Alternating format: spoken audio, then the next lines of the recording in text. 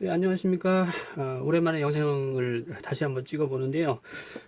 그동안 새로 입문하시는 분들을 위해 가지고, 비행 에 관한 그 영상들 같은 경우는 여기저기서 이제 볼 수가 있었는데, 체계적으로 가르쳐 주는 그런 물론 곳도 있긴 있는데 어디를 꼭 가야지 배울 수 있다든가 뭐 그런 것 같아가지고 제가 뭐 전문적으로 교육하는 사람은 아니지만 그래도 이제 입문하시는 분들이 꼭 알아야 할 알았으면 할 그런 것들에 대해서 얘기를 일단 해보고 그 다음에 이제 이번 영상까지는 이제 요렇게 저렇게 이제 필요한 것들 어떻게 입문해야 된다 하는 것들을 갖다가 일단 먼저 그 설명을 해드리고요. 그 다음에 이제 다음 영상부터는 이제 비행 연습을 하는 그 요령들을 이제 하나씩 이제 찍어볼까 합니다. 자, 일단 보시면 이제 RC 헬기 입문 개요라고 되어 있고요.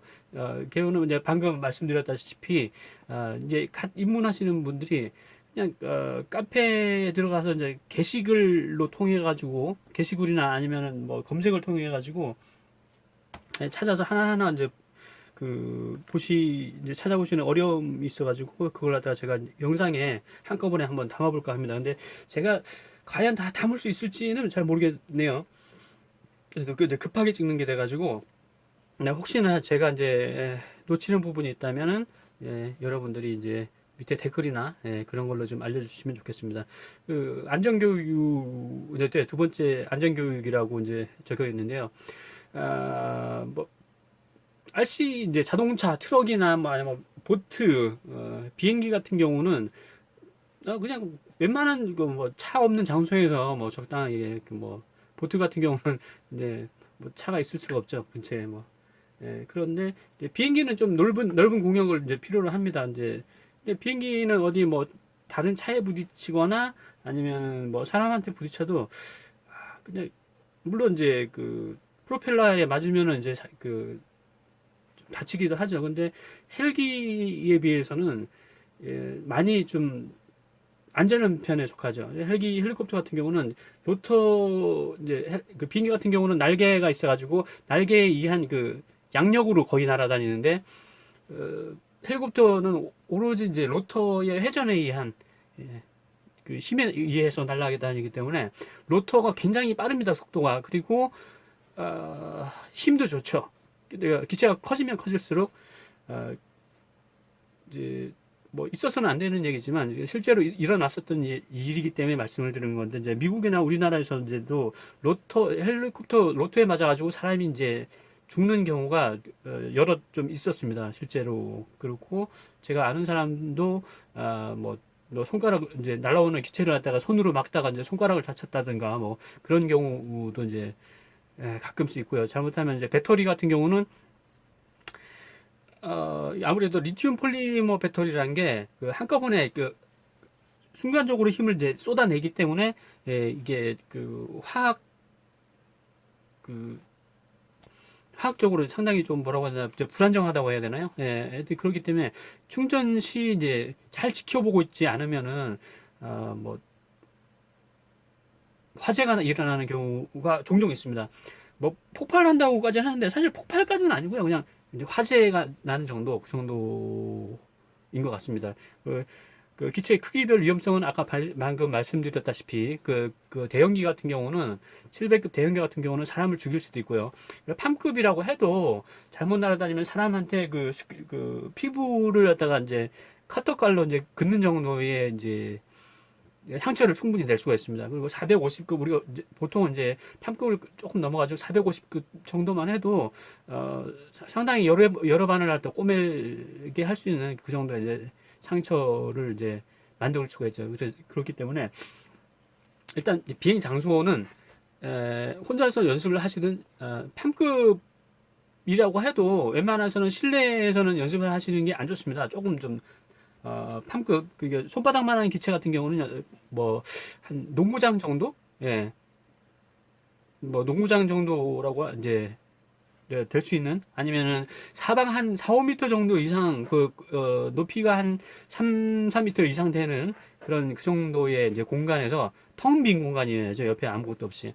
예, 그 정도 공간이 필요하고, 그 이외에 이제 3셀 기체들, 이제 3셀 배터리를 쓰는 기체들 이제 450급 이상을 이제 이제 연습을 하기 위해서는, 적어도 이제 축구장 정도의 이제 크기, 넓이에, 예, 공역을 갖다 필요로 합니다.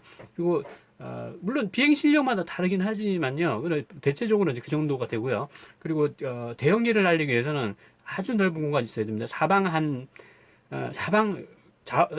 상하좌우 한 500m 이상 정도 되는, 예, 넓은 공간이 있어야 합니다. 속도가 상당히 빠르고, 또 힘도 좋고, 그만큼 또 위험하기 때문이죠. 이제 세 번째, 이제 입문을 위해 이제 필요한 것들이라고 했는데, 일단, 저 같은 경우는 이제 적립 플라잉까지는 시뮬을 없이 했었습니다. 사람들마다 다른데, 시뮬 하다 보면은 엉덩이 붙이고 못 앉아 계시는 분들이 꽤 있더라고요. 그래서 이제 그런 분들은 이제, 밖에서 이제 실제 헬기랑 조종기를 가지고 밖에서 이제, 헬기를 가지고 연습을 하시는데, 이게 이제 뒤집기를 들어가면, 이제 헬리콥터가 뒤집어지면은, 로터가 이제 아래에 있기 때문에 그 상태로 착륙하면 무조건 이제 고장이 나죠. 부서질 수밖에 없으니까. 시뮬은 뒤집기 이후부터는 무조건 해야 됩니다. 안 하고는서는 뒤집기를 할 수가 없죠. 그리고 이제 이제 입문이 필요한 기체에 대해서 이제 말씀드리자면은, 저 같은 경우는 이제 보통 이제 다른 분들이 물어보시면 어떻게 얘기를 하냐면은 팜급으로 웬만하시면 이제 연습을 하시라고 합니다. 물론 뭐 경제적 상황이 괜찮으신 분들은 뭐 450 이상도 되고요. 뭐 500급으로 시작하시는 분도 있고, 그런데 이제 들어가는 이제 비용을 따지자 보면은 XK 이제 보통 요즘 많이 날리는 XK 기체 같은 경우는 K100 같은 경우는 한 10번 정도 그냥 웬만큼 떨어져도 거의 뭐 고장이 나지 않고 그냥 기체를 똑바로 세워가지고 다시 날릴 수가 있습니다. 근데 조금 더 힘이 좋아지는 뭐 K120이나 거기부터는 자칫 잘못하면 어디다가 이제 부서지기 시작하는데요. K120 같은 경우는 보통 이제 한번 쳐먹으면은 견적 비용이 약 한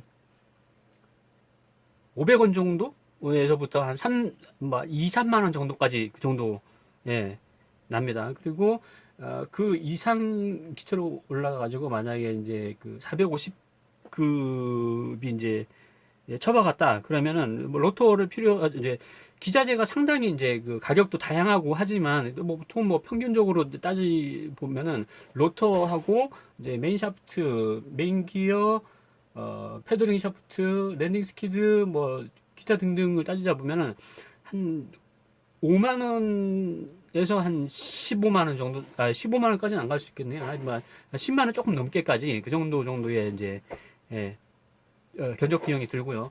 그리고 제가 날리고 있는 500급 기체 같은 경우는, 빔 아콘을 날리고 있습니다. 500급 같은 경우는 최소 견적이 15만 원부터 해가지고, 한 조금 견적이 좀 많이 나겠다 싶으면 40만 원 이상까지도 납니다.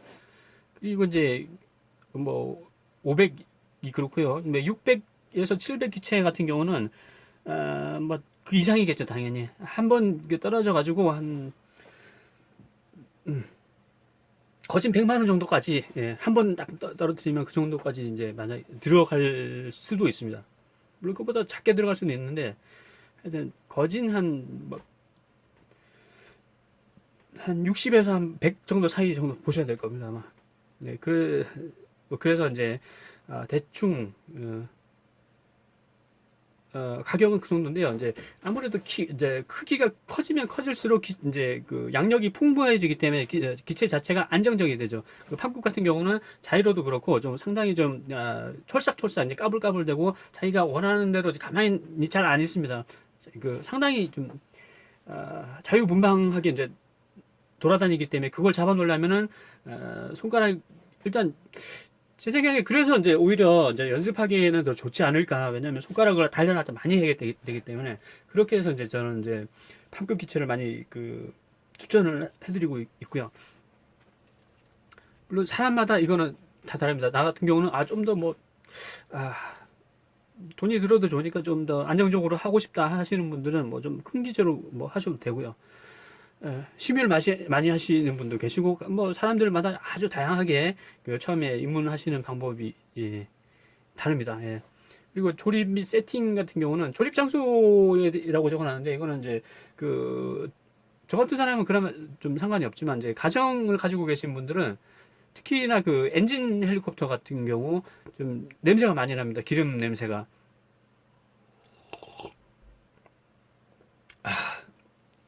그래서 이제 가족분들이 좀 많이 싫어하셔가지고 처음에 들이자마자 이제 거의 뭐 방출하시는 분들도 뭐 계셨던 걸로 알고 있고, 예, 그렇습니다. 뭐 기자재 선택 이제 배터리 선택 요구에서는 기자재는 이거는 차차 나중에 지금 뭐 얘기하기는 뭐 하고 좀 나중에 말씀을 드리도록 하겠습니다. 배터리 선택도 마찬가지고요. 예, 세팅도 이제 초급자용도 이제 차차 말씀을 드리기로 했습니다. 그리고 이제 연습 방법 보시면은 이제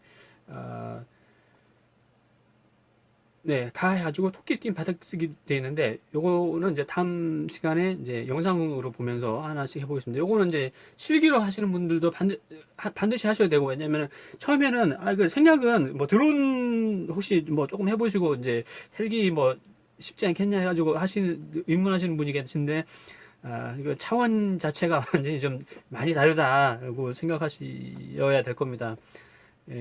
그리고 이제 이거 두 번째로 전후진 직진 비행, 좌우 직진 비행, 세 번째로 이제 서클 팔자 비행, 네 번째로 이제 뒤집기 및 배면 비행 요령, 그리고 그 이상 중고급자 비행의 단계로 한번 나눠봤습니다. 오늘은 지금은 여기까지 녹화하도록 하겠습니다.